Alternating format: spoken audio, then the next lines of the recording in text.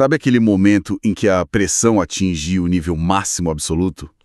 Sei bem como é. Tipo, a garganta parece que fecha, as mãos começam a suar frio, o coração bate acelerado. Quase saindo pela boca, né? Nossa, sim, exatamente isso. É a clássica resposta fisiológica, sabe? Aquele instinto de luta ou fuga.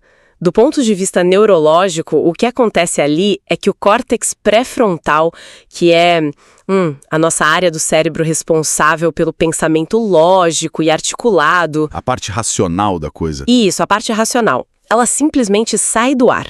O cérebro primitivo, que a gente chama de amígdala, assume o controle total do corpo diante dessa ameaça percebida. Quer dizer, o cérebro entende que tem um perigo real ali na frente. Exato, ele entende que há um perigo iminente e desvia toda a energia para a sobrevivência física, não para ficar elaborando frases super complexas ou argumentos, sabe? É duro admitir isso, mas, bom, faz todo sentido.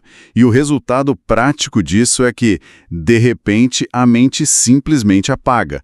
Dá aquele famoso branco total. O pior tipo de branco. Pois é. Fica um vácuo imenso, exatamente no lugar onde deveriam estar aquelas palavras perfeitas, ou sei lá, a resposta afiada. Aquela resposta brilhante que a gente só pensa no banho 3 horas depois. Exatamente. E é nesse vácuo, nesse silêncio ensurdecedor e super repentino, que o desespero costuma bater de verdade. É uma sensação de vulnerabilidade extrema. É onde todas as nossas defesas intelectuais parecem desmoronar. Tipo um castelo de cartas, né? Toda aquela inteligência da qual a gente tanto se orgulha no dia a dia vai pro ralo. É verdade. E é justamente sobre esse ponto de ruptura mental e emocional que nós vamos conversar hoje. Exato. Bom, sejam todos muito bem-vindos a mais uma das nossas análises minuciosas. Na nossa imersão de hoje, nós vamos mergulhar fundo exatamente nisso. E o material que a gente tem em mãos hoje é muito especial. Muito especial mesmo.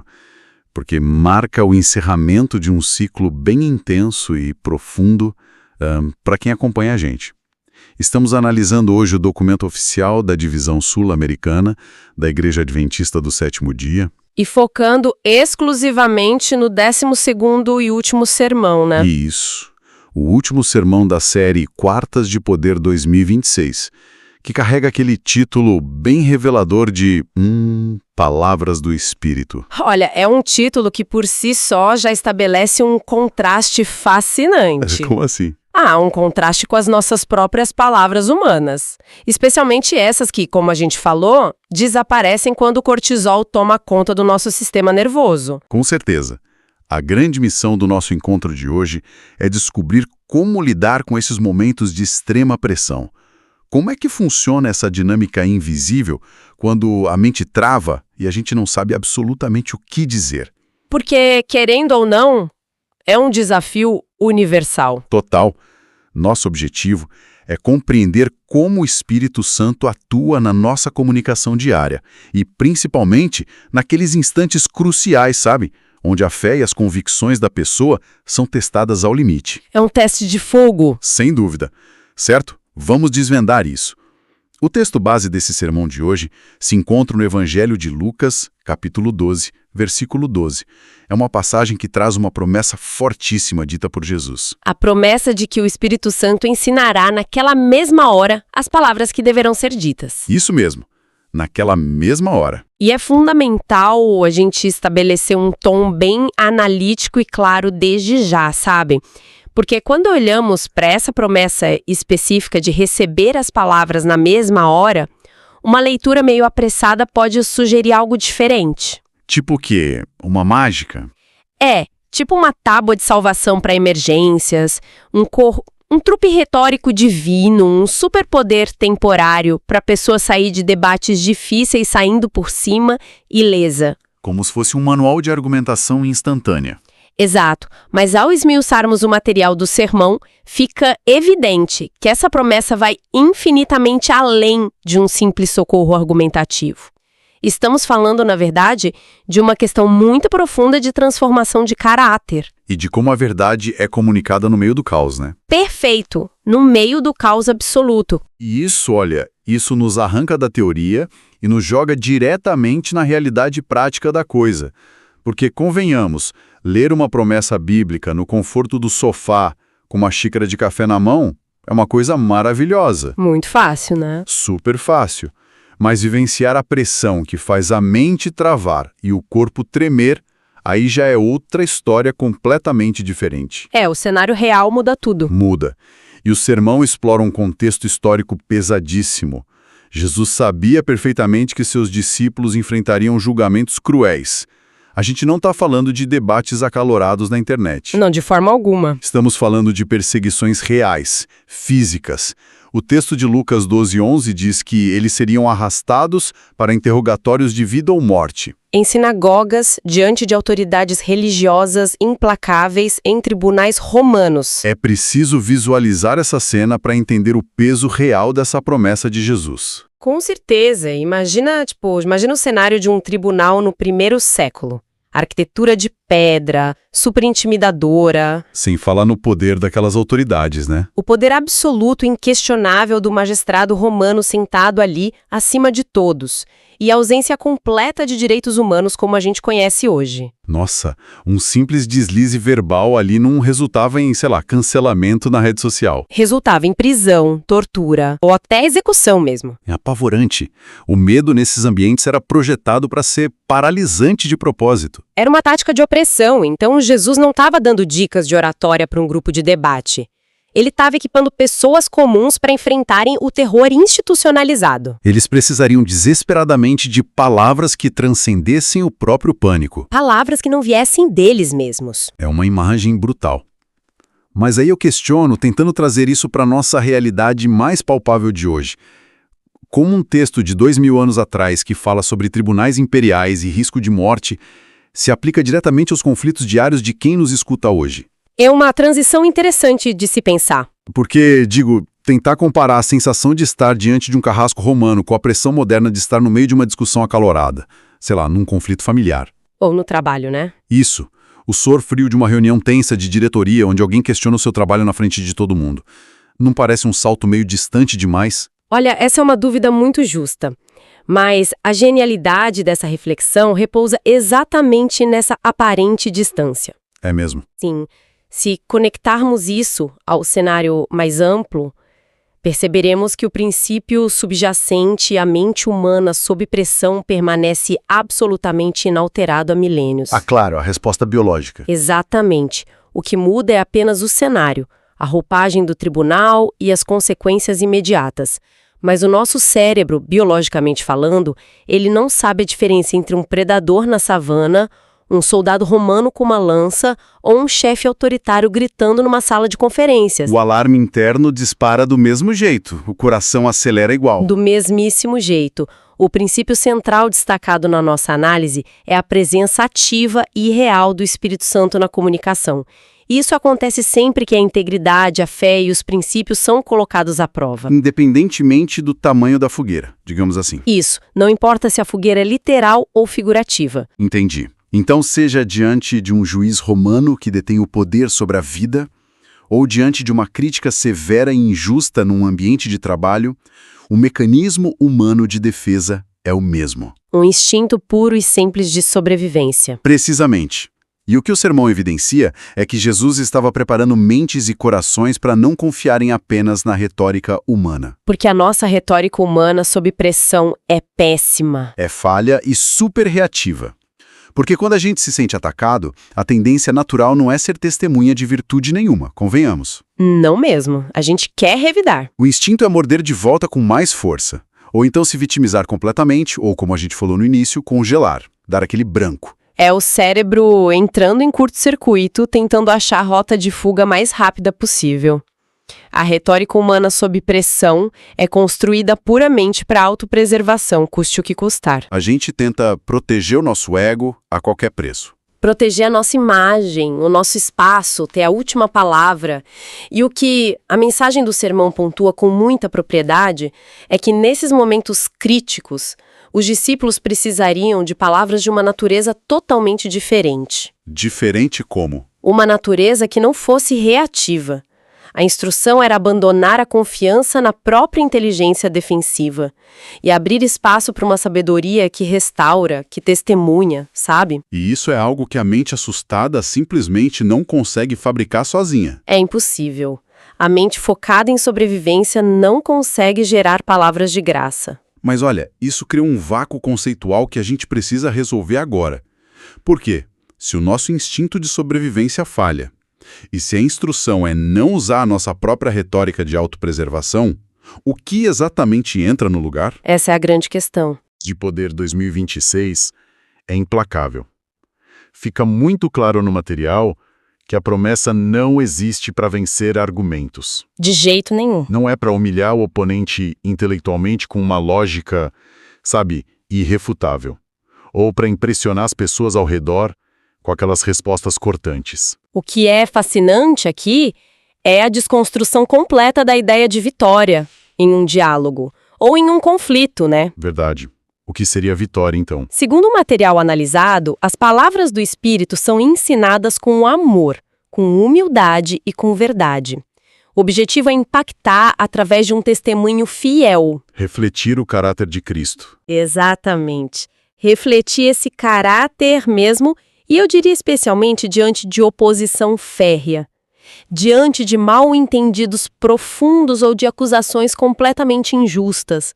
O Espírito Santo não enche a mente de ninguém para ganhar discussões vazias, né? Ou para provar quem é o mais inteligente da sala. O objetivo divino jamais é alimentar a vaidade humana com triunfos retóricos. Olha, eu vou precisar colocar as cartas na mesa agora porque a teoria é linda. Mas a prática é bem mais difícil. A prática dói. A natureza humana adora estar certa. Nós amamos provar o nosso ponto, ver a cara de tacho do outro. Existe uma satisfação nisso, infelizmente. Uma satisfação quase inebriante em dar aquela resposta final, o famoso checkmate que encerra o assunto e deixa o outro sem ter o que dizer. O famoso calar a boca do adversário. Isso. Então, como é possível desativar esse instinto tão básico e arraigado de querer apenas ganhar a discussão e massagear o próprio ego? Esse é, sem dúvida, o maior choque entre a nossa natureza e a proposta apresentada no texto. Para ilustrar como isso funciona na prática, vamos imaginar um cenário bem tangível de hoje. Manda. Imagina uma reunião de negócios, de altíssima pressão. Um colega, talvez tentando encobrir o próprio erro dele, questiona publicamente a sua integridade profissional. Nossa, o sangue ferve na hora. Exato, porque houve uma recusa da sua parte em burlar uma regra ou adotar um atalho ético. A retórica humana, inflamada pela injustiça ali na hora, faria a pessoa elevar a voz. Faria a pessoa expor os erros do colega na frente de todo mundo, com certeza, usar sarcasmo e vencer a discussão esmagando o acusador, o famoso bateu-levou. E o pior é que muita gente na sala aplaudiria a firmeza dessa resposta. O mundo corporativo e a sociedade em geral costumam aplaudir a agressividade disfarçada de firmeza. Com certeza. Mas a dinâmica do espírito vai na contramão disso. Totalmente na contramão. Como delineado no sermão Palavras do Espírito, a resposta seria de uma forma totalmente contraintuitiva. Ensinaria a responder com calma. Uma calma inabalável, com fatos objetivos e uma firmeza tão desprovida de malícia que a sala inteira perceberia quem tem a razão e a integridade. Não pelo volume da voz. Não pelo volume, nem pela agressividade do ataque, mas pela postura da pessoa. A aplicação prática extraída da fonte é incisiva nisso. Quando alguém é mal interpretado ou desafiado por causa da fé ou dos princípios, o objetivo não é provar um ponto lógico a qualquer custo. O objetivo é ser uma testemunha fiel daquele caráter. Um caráter que não se corrompe nem no ataque nem na defesa. Caramba, então, na prática, a própria definição de vitória muda de significado. Em vez de deixar o outro sem resposta e humilhado, a verdadeira vitória passa a ser manter a graça, a paciência e a verdade intactas. Mesmo estando sob fogo cruzado. É quase como se o objetivo do embate não fosse convencer a mente do oponente na marra, mas revelar algo superior através da nossa própria reação. É uma mudança de paradigma gigantesca. O instinto humano de querer ganhar a discussão parte do pressuposto de que o outro é um inimigo. O inimigo a ser sumariamente derrotado. Um obstáculo, né? Isso. Já a palavra inspirada parte do pressuposto de que o momento de crise não visa o embate pelo embate. Visa a revelação de um caráter amoroso e manso. É por isso que não serve para ganhar debates no sentido tradicional da coisa. A agressividade, a ironia pesada, a arrogância, por mais intelectualmente brilhantes ou afiadas que pareçam em um embate humano, elas são categoricamente anuladas pelo tipo de palavra que o Espírito ensina naquela mesma hora. Espera. Me ajuda a entender uma coisa. Porque isso levanta um aparente conflito lógico muito forte. Qual conflito? Aqui é que a coisa fica realmente interessante. Porque pensa comigo. Se o foco não é debater, e o Evangelho de Lucas diz que o Espírito vai dar as palavras prontas naquela mesma hora, isso soa quase como um passe livre para o improviso. Ah, entendi aonde você quer chegar. Pois é. Porque então a reflexão do sermão bate tanto na tecla de que não se deve negligenciar o estudo e o preparo. Se a ajuda divina vem por, sei lá, um download instantâneo na hora do aperto. Dedicar horas se preparando não seria um desperdício? Exato, um tremendo desperdício de energia. Como é que a preparação diária e o improviso divino coexistem sem se anularem? Essa pergunta é vital. É o ponto onde muitas pessoas se confundem e acabam distorcendo a promessa. E o texto resolve esse falso paradoxo de uma maneira muito profunda. Estou curioso. Ele deixa cristalino que o ensino do Espírito não age como um mero serviço de entrega de frases prontas, sabe? Não é um ponto eletrônico no ouvido de uma mente que passou a vida inteira ociosa ou negligente. Então o milagre não é só na ponta da língua. Não. A obra principal acontece muito antes do momento da crise. O sermão deixa claro que o ensino age no interior. A obra é moldar o coração daquele que fala. Mudar o coração antes de moldar o vocabulário, então. O foco muda das palavras em si para a origem dessas palavras. E exatamente. O material é muito prático nisso. A ação contínua na vida diária é o que ensina o indivíduo rotineiramente a fazer aquelas coisas super difíceis. Que tipo de coisas? Ensina a pedir perdão quando comete um erro bobo em casa com a família. Ensina a ter coragem para se posicionar contra pequenas injustiças no corredor da faculdade, por exemplo. Coisas do cotidiano mesmo. Sim, coisas diárias. Ensina a encorajar ativamente as pessoas que estão feridas ou desanimadas ao redor. E talvez uma das tarefas mais árduas para a nossa geração agitada. Qual? Ensina a silenciar a própria voz para poder verdadeiramente escutar a dor do outro. Nossa, isso é forte. O ponto de virada aqui é entender que as palavras certas nos momentos de crise aguda não brotam do nada, né? Não brotam por um passe de mágica de uma hora para outra. Elas são, na verdade, o acúmulo de pequenas decisões diárias. Perfeito. Elas provêm de uma vida diária que já está impregnada e alinhada com esses princípios. Construída intencionalmente através da disciplina, da comunhão. Do tempo investido em oração e no estudo diligente da palavra. Quando o sermão diz para não negligenciar o preparo, ele está basicamente dizendo para não negligenciar a construção do próprio caráter. Fazer o dever de casa nas coisas pequenas é o que permite acessar a sabedoria nas coisas gigantes. Exatamente isso. Sabe, é fantástico pensar assim. Para usar uma analogia aqui, é como se a preparação diária fosse a afinação meticulosa de um instrumento musical. Gostei dessa imagem. É impossível prever qual música exata vai ser exigida no momento da crise. A gente não sabe se o momento vai exigir uma nota de consolo, um acorde de firmeza ou uma melodia de pura paciência. Nunca dá para prever. Mas se o instrumento passa os dias sendo perfeitamente afinado, através do estudo e da comunhão, ele vai estar pronto para tocar exatamente o que o maestro pedir no instante da aprovação. O maestro entra na mesma hora, mas o instrumento já vinha sendo preparado. Exato. Uma analogia irretocável. É a síntese visual de como o paradoxo simplesmente se desfaz. Fazer a parte que nos cabe, que é o estudo contínuo e a obediência nas atitudes mais banais do cotidiano, é o que sintoniza a nossa mente. Sintoniza o nosso coração com a voz do Espírito.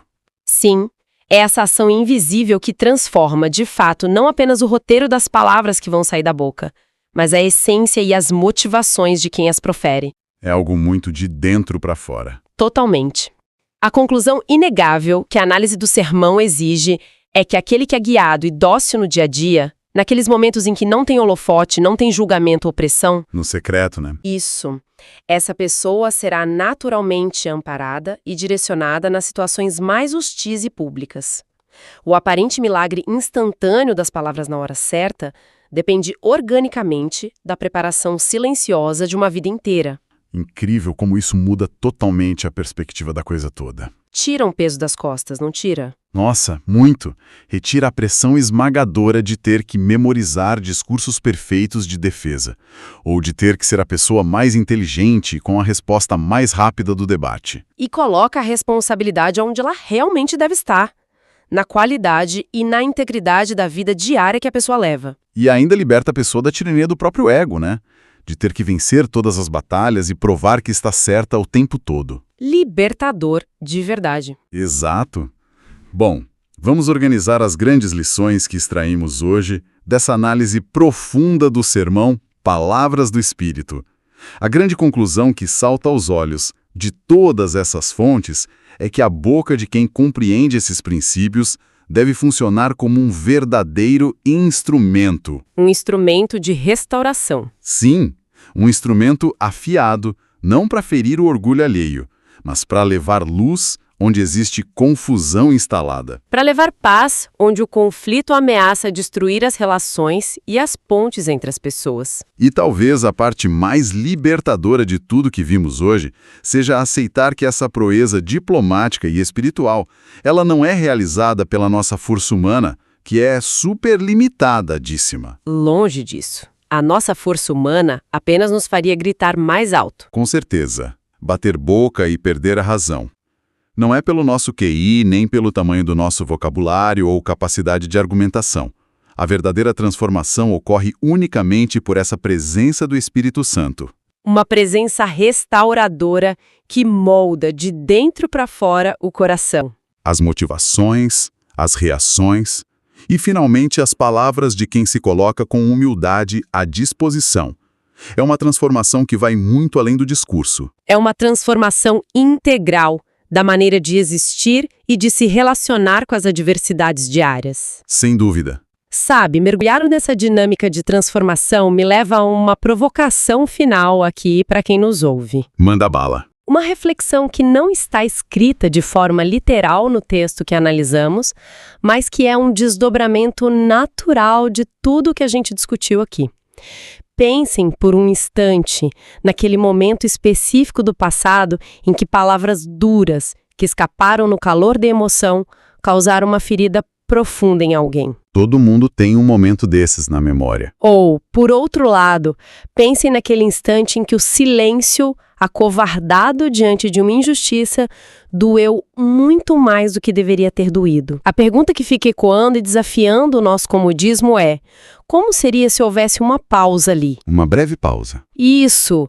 Com a intervenção do Espírito, sussurrando um genuíno pedido de perdão ou inspirando a coragem necessária para falar a verdade com absoluto amor, poderia ter reescrito completamente o final daquela história. Olha, essa é uma daquelas perguntas que ficam ressoando na mente muito tempo depois que a conversa acaba.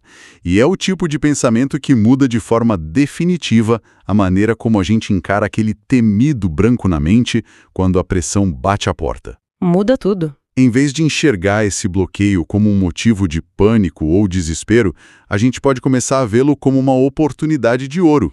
Um espaço em branco deixado de propósito. Deixado de propósito para que o próprio ego saia de cena, abrindo passagem para o que realmente importa e edifica de verdade. Bom, pessoal, inscreva-se no canal Adventistas RNC e continue ouvindo os nossos podcasts. Obrigado a todos por nos acompanhar nessa série Quarta de Poder 2026 e até a Quarta de Poder 2027.